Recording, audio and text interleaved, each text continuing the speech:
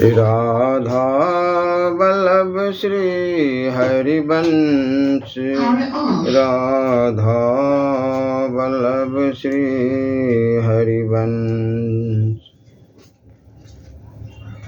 तुलसी जानियो दशरथ ही, धर्मो न सत्य समान।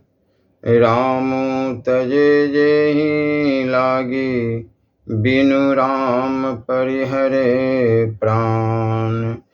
राम बिरह दशरथ मरन, मुनि मन अगम सुमिचु। तुलसी मंगल मरन तरु, सुचि स्नेह जल सिंचु। जीवन मरण सुनाम जैसे, दशरथ राय को। जियत खिलाए राम राम बिरह, तनु परिहरयो। प्रभु बिलोकत गोद गत, सिए हित घायल नीचु। तुलसी पाई गिधिपति, मुक्ति मनोहर मिचु। बिरत करम रत भगत मुनि, सिद्ध ऊंच अरु नीचु।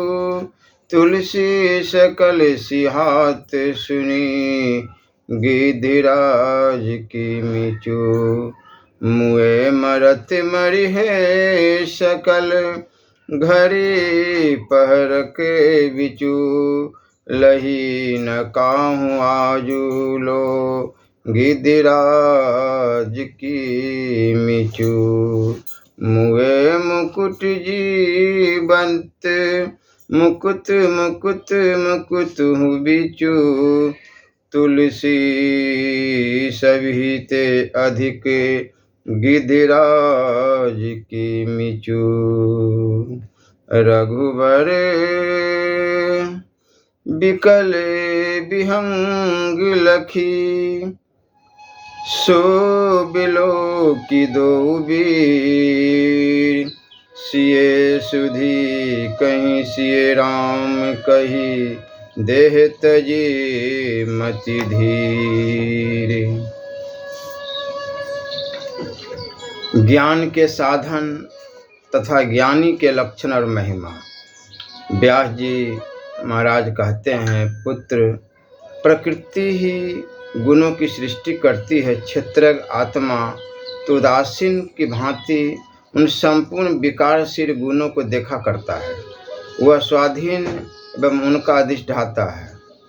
जैसे मकड़ी अपने शरीर से तंतुओं की सृष्टि करती है, उसी प्रकार प्रकृति भी समस्त त्रिगुणात्मक पदार्थों को उत्पन्न करती है। प्रकृति जो इन सब विषयों की सृष्टि करती है, वह सब उसके स्वभाव से ही होता है। किन्हीं का मत है कि तत्व ज्ञान से जब गुणों का नाश कर दिया जाता है, तब भी वह सर्वथा नष्ट नहीं होते, किंतु तत्वज्ञ के लिए उनकी उपलब्धि नहीं होती, अर्थात उसका उनसे संबंध नहीं रहता। दूसरे लोग मानते हैं कि उनकी सर्वथा निवृत्ति हो जाती है, अर्थात उनका अस्तित्व नहीं रहता। इन दोनों मतों पर अपनी बुद्धि के अनुसार विचार करके सिद्धांत का निश्चय करें। इस प्रकार निश्चय करने से बार बार गर्भ में शयन करने वाला जीव महान हो जाता है। आत्मा आदि और अंत से रहित है। उसे जानकर मनुष्य सदा हर्ष, क्रोध और ईर्षा, द्वेष से रहित हो विचरता रहता है। साधक को चाहिए कि बुद्धि के चिंता आदि धर्मों से सुदृढ़ हुई हृदय की अविद्यामय अनित्य ग्रंथि को उपयुक्त प्रकार से काटकर शोक और संदेह से रहित हो सुखपूर्वक परमात्मा स्वरूप में स्थित हो जाए। जैसे तैरने की कला न जानने वाले मनुष्य यदि किनारे की भूमि से जलपूर्ण नदी में गिर पड़ते हैं तो गोते खाते हुए महान क्लेश सहन करते हैं, उसी प्रकार अज्ञानी मनुष्य इस संसार सागर में डूबकर कष्ट भोगते रहते हैं, ऐसा समझो। परंतु जो तैरना जानता है वह कष्ट नहीं उठाता, वह तो जल में भी स्थल की भांति चलता है। उसी तरह ज्ञान स्वरूप विशुद्ध आत्मा को प्राप्त हुआ तत्ववेता संसार सागर से पार हो जाता है। जो मनुष्य इस प्रकार संपूर्ण प्राणियों के आवागमन को जानता तथा उनकी विषम अवस्था पर विचार करता है, उसे परम उत्तम शांति प्राप्ति होती है। विशेष रूप से ब्राह्मण में और समान भाव से मनुष्य मात्र में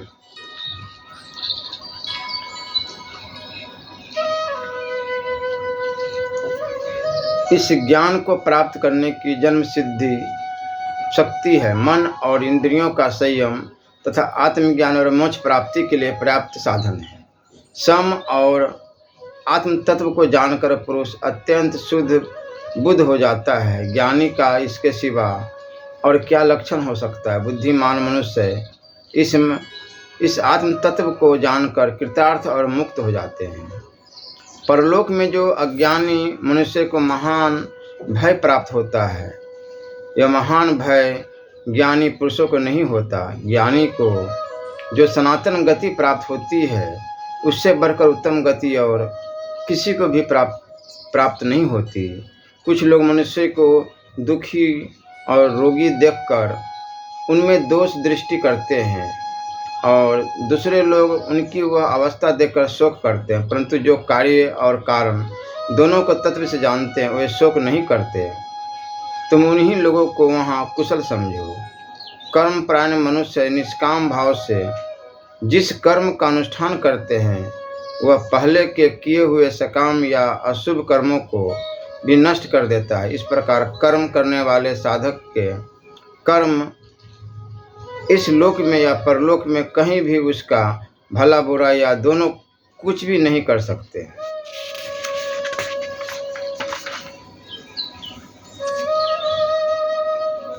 परमात्मा की प्राप्ति का साधन। श्री सुखदेव जी महाराज ने पूछा, पिताजी, इस जगत में जिस धर्म से बढ़कर दूसरा कोई धर्म नहीं है तथा जो सब धर्मों से श्रेष्ठ, उसका आप मुझसे वर्णन कीजिए। व्यास जी ने कहा, बेटा, मैं ऋषियों के बताए हुए उस प्राचीन धर्म का जो सब धर्मों से श्रेष्ठ है, तुमसे यहाँ वर्णन करता हूँ। एकाग्रचित होकर सुनो। कैंपिंग तो चला दिए हैं। जैसे पिता अपने छोटे पुत्रों को काबू में रखता है, उसी प्रकार मनुष्य को चाहिए कि वह सब विषयों पर टूट पड़ने वाले अपनी प्रथमशील इंद्रियों का बुद्धि के द्वारा यत्न पूर्वक संयम करके उन्हें वश में रखे। और मन और इंद्रियों की एकाग्रता ही सबसे बड़ी तपस्या है। यही सब धर्मों से श्रेष्ठतम परम धर्म बताया जाता है। मन सहित संपूर्ण इंद्रियों को बुद्धि के द्वारा स्थिर करके बहुत से चिंतनीय विषयों का चिंतन न करते हुए अपनी आत्मा में तृप्त सा होकर निश्चिंत और निश्चल हो जाए। जिस समय ये इंद्रियां अपने विषयों से हटकर अपने निवास स्थान में स्थित हो जाएगी, उस समय तुम स्वयं ही उस सनातन परमात्मा का दर्शन कर लोगे। धूम रहित अग्नि के समान दीप्यमान वह परमेश्वर ही सबका आत्मा और परम महान है। महात्मा एवं ज्ञानी ब्राह्मण ही उसे देख पाते हैं। जैसे फल और फूलों से भरा हुआ अनेक शाखाओं से युक्त विशाल वृक्ष अपने ही विषय में यह नहीं जानता कि कहाँ मेरा फूल है और कहाँ मेरा फल है, उसी प्रकार जीवात्मा यह नहीं जानता कि मैं कहाँ से आया हूँ और कहाँ जाऊँगा, किंतु शरीर में जीवों से पृथक दूसरा ही अंतरात्मा है जो सबको सब प्रकार से निरंतर देखता रहता है। पुरुष प्रज्वलित ज्ञान में प्रदीप के द्वारा अपने में ही परमात्मा का दर्शन करता है। इसी प्रकार तुम भी आत्मा द्वारा परमात्मा का साक्षात्कार करके सर्वज्ञ और स्वाभिमान से रहित हो जाओ। कैंचुल छोड़कर निकले हुए सर्प के समान संपूर्ण पापों से मुक्त हो उत्तम बुद्धि पाकर तुम यहाँ पाप और चिंता से रहित हो जाओ। यह संसार एक भयंकर नदी है जो संपूर्ण लोक में प्रवाहित हो रही है। इसके स्तंभ संपूर्ण दिशाओं की ओर बहते हैं। 5 ज्ञान इंद्रियाँ इसके भीतर 5 ग्राहों के समान हैं। मन के संकल्प ही इसके किनारे हैं। लोभ और मोह रूपी घास और शैवाल से यह ढकी हुई है। काम और क्रोध इसमें सर्प के समान निवास करते हैं। सत्य इसका घाट है, मिथ्या इसकी हलचल है, क्रोध ही इसकी कीचड़ है। यह नदी दूसरी नदियों से श्रेष्ठ है। यह अव्यक्त प्रकृति रूपी पर्वत से प्रकट हुई है। इसके जल का वेग बड़ा प्रखर है। अजितात्मा पुरुषों के लिए इसे पार करना अत्यंत कठिन है। इसमें काम रूप ग्राह सब ओर से भरे हैं। यह नदी संसार सागर में मिली हुई है। वासना रूपी गहरे गड्ढों के कारण इसे पार करना अत्यंत कठिन है। तात यह अपने कर्मों से ही उत्पन्न हुई है। जिह्वा भंबर है तथा इस नदी को लांघना दुष्कर है। तुम अपनी विशुद्ध बुद्धि के द्वारा इस नदी को पार कर जाओ। धैर्यशाली मनीषी और तत्वज्ञानी लोग जिस नदी को पार करते हैं उसे तुम भी तैर जाओ। सभी प्रकार के बंधनों से मुक्त, संचित, आत्मक और पवित्र हो जाओ। उत्तम बुद्धि ज्ञान कार से ले तुम सब प्रकार के सांसारिक बंधनों से छूट जाओगे और निष्पाप एवं प्रसन्नचित हो ब्रह्म भाव को प्राप्त हो जाओगे। जैसे पर्वत के शिखर पर खड़ा हुआ पुरुष धरती पर रहने वाले समस्त प्राणियों को सुस्पुष्ट कर दिखता है, उसी प्रकार तुम भी ज्ञान रूपी शैल शिखर पर आरूढ़ हो समस्त प्राणियों की अवस्था पर दृष्टिपात करो। क्रोध और हर्ष से रहित हो जाओ तथा बुद्धि की क्रूरता से भी रहित हो जाओ। ऐसा करने से तुम समस्त भूतों के उत्पत्ति और प्रलय को देख सकोगे। धर्मात्माओं में श्रेष्ठ तत्वदर्शी ज्ञानी मुनि इस धर्म को समस्त प्राणियों के लिए सबसे श्रेष्ठ मानते हैं। बेटा, यह उपदेश व्यापक आत्मा का ज्ञान कराने वाला है। जो संचित, हितैषी और अनुगत भक्त हो उसी के समक्ष इसका वर्णन करना चाहिए। यह गोपनीय आत्मज्ञान सबसे अधिक गुरुतम और महान है। तात मैंने जिसका उपदेश किया है वह यथार्थ मेरे अपने प्रत्यक्ष अनुभव में लाया हुआ ज्ञान है। दुख और सुख से रहित तथा भूत भविष्य एवं वर्तमान स्वरूप ब्रह्म तो न स्त्री है न पुरुष है और न निपुंसक ही है। पुरुष हो या स्त्री इस ब्रह्म को जान ले तो उसका पुनः इस संसार में जन्म नहीं होता। अपन अवस्थिति प्राप्त करने के लिए ही इससे ब्रह्म ज्ञान रूप धर्म का विधान किया गया है। बेटा, सारे विभिन्न मत जैसे रहे हैं उसी ही मेरे द्वारा तुम्हारे समझ यथार्थ रूप से बताए गए हैं। जो इन मतों का अनुसरण करते हैं वे मुक्त हो जाते हैं, जो नहीं करते हैं वे नहीं होते। सतपुत्र सुखदेव प्रीति युक्त गुणवान तथा इंद्रिय संयमी पुत्र यदि प्रश्न करे तो पिता संतुष्ट होकर उस जिज्ञासु पुत्र के समीप यथार्थ रूप से इस ज्ञान का उपदेश करें जो कुछ मैंने तुम्हारे निकट कहा है।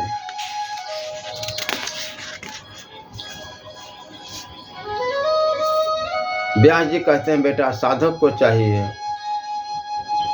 कि गंध और रस आदि विषयों का उपभोग न करे, विषय सेवन जनित सुख की ओर न जाए, स्वर्ण आदि के बने हुए सुंदर सुंदर आभूषणों को भी न धारण करे तथा महान मान बड़ाई और यश की इच्छा न करे।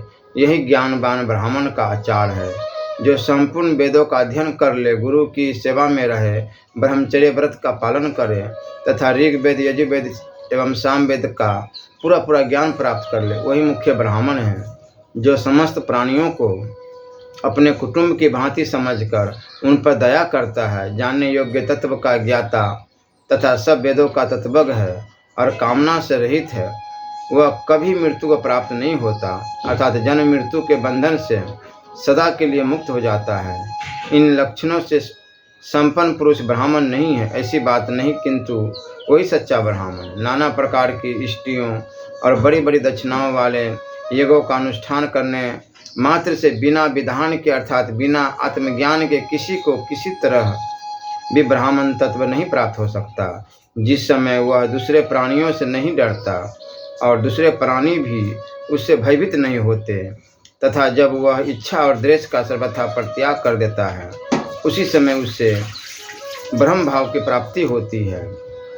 जब वह मन, वाणी और क्रिया द्वारा किसी भी प्राणी की बुराई करने का विचार अपने मन में नहीं करता, तब वह ब्रह्म भाव को प्राप्त हो जाता है। जगत में कामना ही एकमात्र बंधन है, यहाँ दूसरा कोई बंधन नहीं है। जो कामना के बंधन से छूट जाता है वह ब्रह्म भाव प्राप्त करने में समर्थ हो जाता है। कामना से मुक्त हुआ रजोगुण रहित धीर पुरुष धूमिल रंग के बादल से निकले हुए चंद्रमा की भांति निर्मल होकर धैर्यपूर्वक काल की प्रतीक्षा करता रहता है। जैसे नदियों के जल सब ओर से परिपूर्ण और अविचल प्रतिष्ठा वाले समुद्र में उसको विचलित न करते हुए समा जाते हैं, उसी प्रकार सब भोग जिस इष्टप्रिय पुरुष में किसी प्रकार का विकार उत्पन्न के बिना ही प्रविष्ट हो जाते हैं, वही पुरुष परम शांति को प्राप्त होता है। भोगों को चाहने वाला नहीं, भोग ही उस इष्टप्रज्ञ पुरुष की कामना करते हैं, परंतु वह भोगों की कामना नहीं रखता। जो काम भोग चाहने वाला देहाभिमानी है, वह कामनाओं के फल स्वरूप स्वर्गलोक में चला जाता है। वेद का सार है सत्य वचन, सत्य का सार है इंद्रियों का संयम, संयम का सार है दान, और दान का सार है तपस्या, तपस्या का सार है त्याग, त्याग का सार है सुख, और सुख का सार है स्वर्ग, और स्वर्ग का सार है शांति। मनुष्य को संतोषपूर्वक रहकर शांति के उत्तम उपाय सत्वगुण को अपनाने की इच्छा करनी चाहिए। सत्वगुण मन की तृष्णा, शोक और संकल्पों को उसी प्रकार जलाकर नष्ट कर देती है जैसे गर्म जल चावल को गला देता है। शोक शून्य, ममता रहित, शांत, प्रसन्न चित्त, आदर्शहीन और संतोष, इन 6 लक्षणों से युक्त मनुष्य पूर्णतः ज्ञान से तृप्त हो मोक्ष प्राप्त कर लेता है। जो देहाभिमान से मुक्त होकर सत्व प्रधान, सत्य, दम, दान, तप, त्याग और सम, इन 6 गुणों तथा श्रवण, मनन, निधिध्यासन रूप त्रिविध साधनों से प्राप्त होने वाले आत्मा को इस शरीर के रहते हुए जान लेते हैं, वे परम शांति रूप गुण को प्राप्त होते हैं।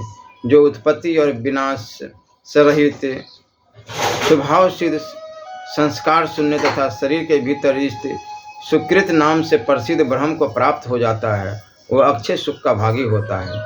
अपने मन को इधर उधर जानने से रोककर आत्मा में संपूर्ण रूप से स्थापित कर लेने पर पुरुष को जिस संतोष और सुख की प्राप्ति होती है, उसका दूसरे किसी उपाय से प्राप्त होना असंभव है। जिससे बिना भोजन के भी मनुष्य तृप्त हो जाता है, जिसके होने से निर्धन को भी पूर्ण संतोष रहता है, तथा जिसका आर्थ से मिलने से घृत आदि स्निग्ध पदार्थ का सेवन किए बिना भी मनुष्य अपने में अनंत बल का अनुभव करता है। उस ब्रह्म को जो जानता है वही वेदों का तत्व है। जो अपनी इंद्रियों के सुरक्षित द्वारों को सब ओर से बंद करके नित्य ब्रह्म का चिंतन करता रहता है, वही श्रेष्ठ ब्राह्मण आत्माराम कहलाता है। जो अपनी कामनाओं को नष्ट करके परम तत्व रूप परमात्मा में एकाग्रचित होकर स्थित है, उसका सुख शुक्ल पक्ष के चंद्रमा की भांति सब ओर से बढ़ता रहता है। जो सामान्यतः संपूर्ण भूतों और भौतिक गुणों का त्याग कर देता है, उस मुनि का दुख उसी प्रकार सुखपूर्वक अनायास नष्ट हो जाता है जैसे सूर्य उदय से अंधकार। गुणों के ऐश्वर्य तथा कर्मों का परित्याग करके विषय वासना से रहित हुए उस ब्रह्मवेत्ता पुरुष को जरा और मृत्यु नहीं प्राप्त होती। जब मनुष्य समस्त बंधनों से परिपूर्णतया मुक्त होकर समता में स्थित हो जाता है, उस समय इस शरीर के भीतर रहकर भी वह इंद्रियों और उनके विषयों के पहुँच के बाहर हो जाता है। इस प्रकार जो परम कारण स्वरूप ब्रह्म को पाकर कार्यमय प्रकृति की सीमा को लांघ जाता है, वह ज्ञानी परम पद को प्राप्त हो जाता है। उसे पुनः इस संसार में नहीं लौटना पड़ता। श्री राधा वल्लभ लाल की जय।